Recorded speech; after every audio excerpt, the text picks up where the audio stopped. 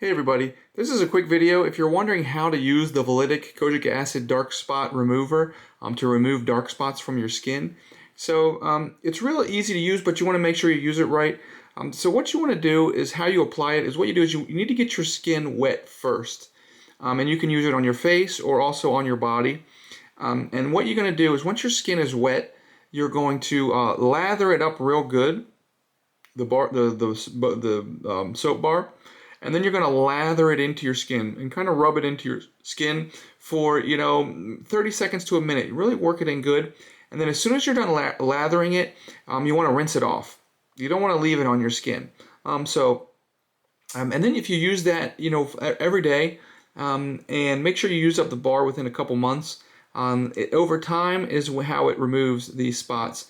And if you're interested in getting some of this, I'll put a link to where you can get it for a good price. So anyways, thanks a lot for watching. Have a great day.